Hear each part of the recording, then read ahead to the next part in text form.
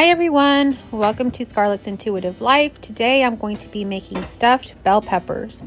I've been making stuffed bell peppers this way for a long time now, so it's kind of a recipe that's tried and true. I don't know where I learned to make them this way, but I've been making them this way for a long time. And so you can find the actual recipe with everything in my description. So go check that out if you'd like to see all the actual measurements. But come along with me as I just make my bell peppers the way I usually do.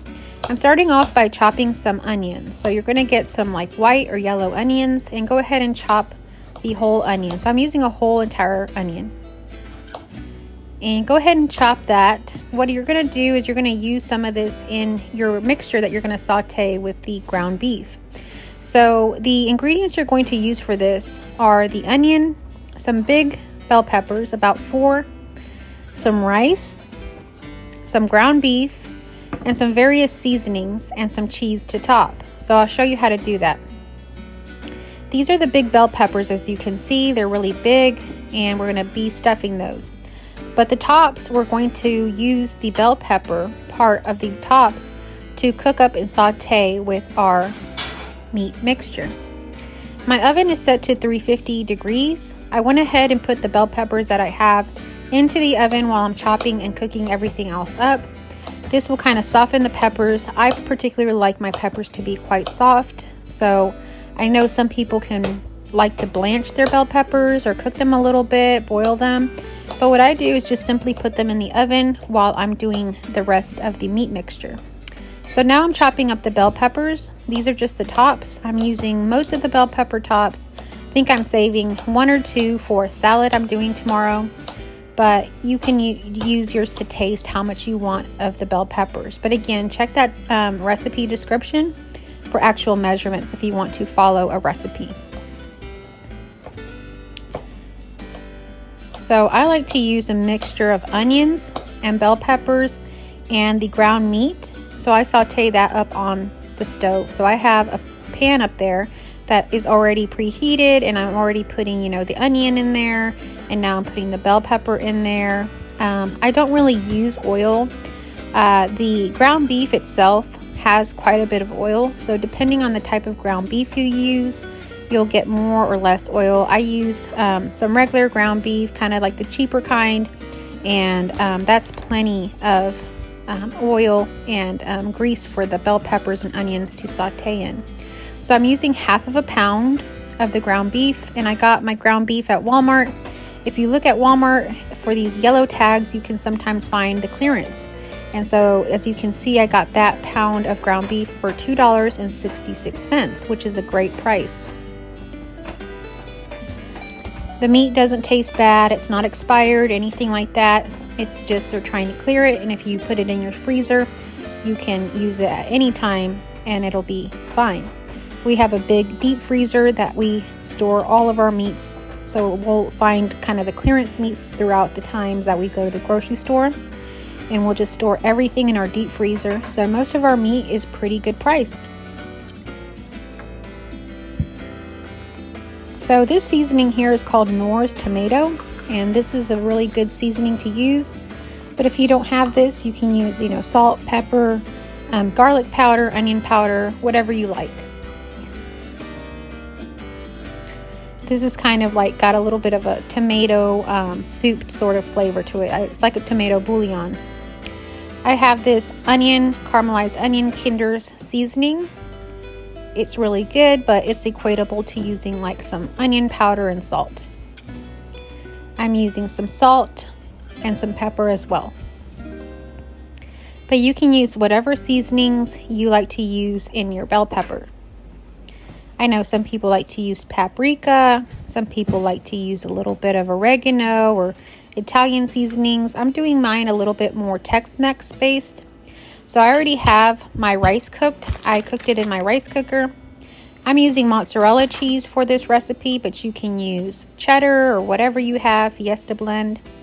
So with the rice, I'm using maybe about a cup of rice. So I made some in my rice cooker earlier, and so I am using about half of what I made for this recipe, and I'm using the other half for something else I'm making later on. So save yourself some time, and if you do like cook something like the ground beef or the rice, you can use half and half for different recipes. I don't know if any of y'all have ever cooked up ground beef and frozen it already cooked, but I know that that's a tip that a lot of people use. Comment down below if you do that and how it turns out. So here I'm flipping the camera over so that you can see what's in my pan. There is the ground beef, my bell peppers, and my onions. You can see a little bit of that tomato seasoning and some of the other seasonings I put in there on top. But all of that is going to simmer here on the stove with its own oils, and it's going to cook up and soften up really nicely. The flavors are going to blend and it's going to taste really yummy. So I like to make my stuffed bell peppers with rice. I don't know where I learned to make this, but this is how I've always made it. Some people use breadcrumbs, so comment down below if you have a different recipe. So while that's all cooking up, make sure that you've preheated your oven to 350 degrees. Like I mentioned before, I had already preheated mine, and so I have my peppers in there sort of cooking a little bit.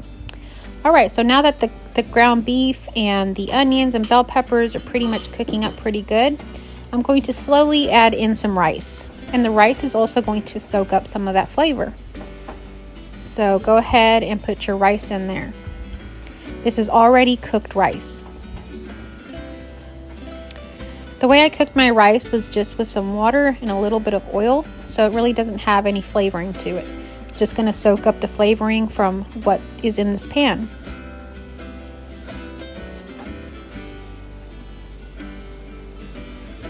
Stuffed bell peppers is something that I like to make a little bit extra of, and so my husband will take it to work the next day.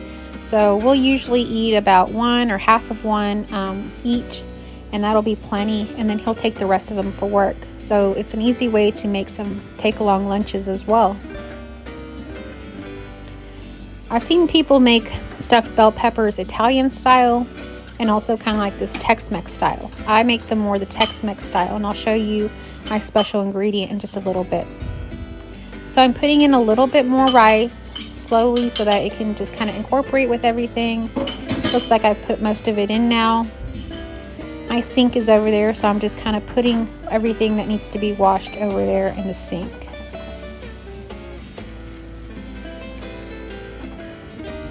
This meal will take anywhere from about 30 to maybe 40 minutes to make and prepare, maybe a little bit more, depending on how much time it takes you to chop up like the onion and the bell pepper and all of that.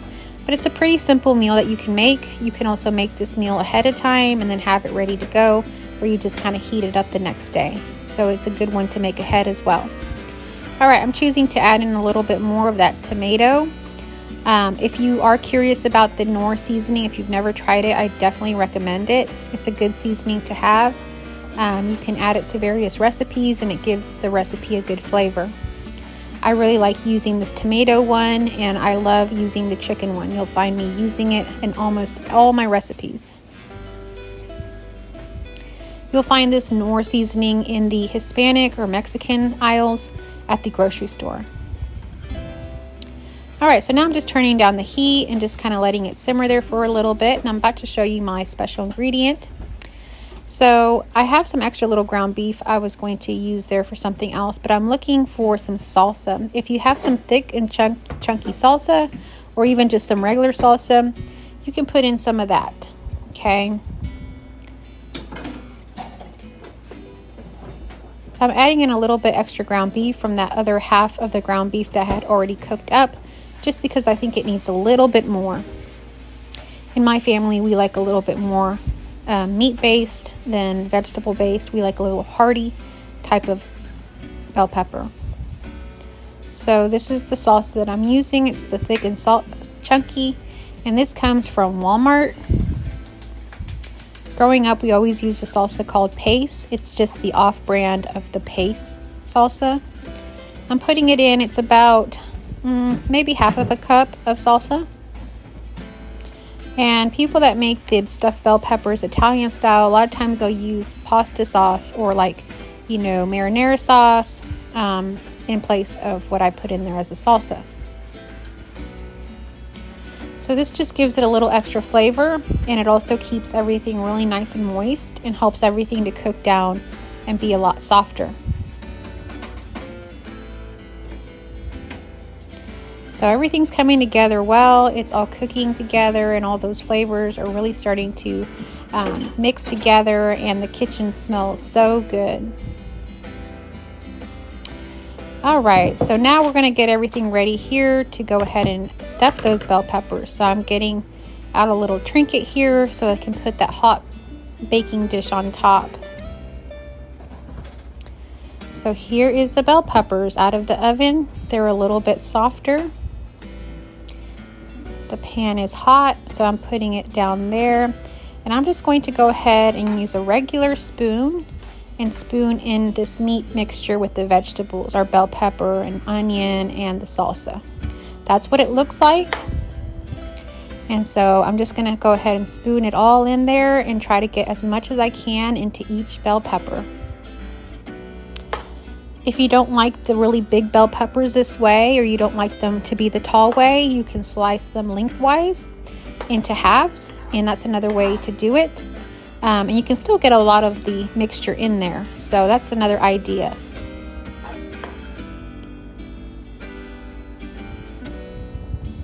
So there you can see I pretty much filled one all the way to the top.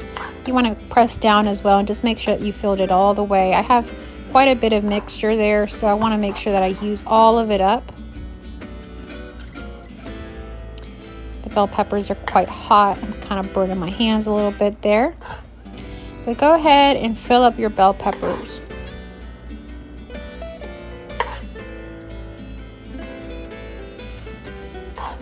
If you do have leftover mixture, you can also use that for another recipe. You can create some tacos with it, or you could do some burritos with it. Whatever you think would be good. So don't let anything go to waste. So there's 2 bell peppers all the way filled up, and so now we're doing the third one here.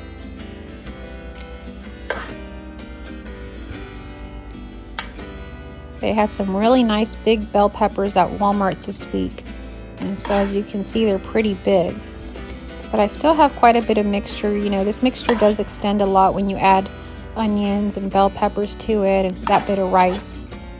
So as you can see, I still have all of that left over. I have one more bell pepper in the fridge. It won't be as soft as the other ones, but it'll still bake and be good to eat. It'll just be a little bit more crunchy, but it will definitely cook because we're going to put everything into the oven for 30 minutes. So this is the other bell pepper. I just got to slice it up really quick and get that top off and clean out the insides of it. These bell peppers had already been washed. I had washed everything before we started. I wasn't sure if I wanted to use the third one or the fourth one because I thought I might use it for a different recipe. But now seeing that we have all this mixture left over, I'm going to go ahead and use it. That'll be another lunch for my husband that I won't have to cook or get together. So it makes it real easy. Hopefully this mixture will be just enough to go all the way to the top, is what I'm hoping. And it looks like it's just enough. So that's great.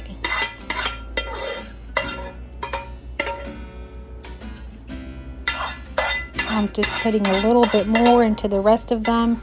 Looks like I have a little bit extra left over, but just enough for all 4 bell peppers. All right, so that's what the stuffed bell peppers look like. Now we're going to go ahead and top them off with some cheese. So like I say, you can use cheddar cheese, you can use Fiesta blend, you can use mozzarella, you can use whatever you like. I'm going to use mozzarella for this. So you want to get yourself a pinch of it. I'm getting a big pinch with my hands, and I'm pressing it down more in the center so that we don't lose any of that cheese. You can also add cheese into your meat mixture if you'd like. Some people do that as well, but I'm just adding it to the top there. Some people also like to add like Italian seasonings or different seasonings to the top after they add in the cheese, so it's up to you what you'd like to do.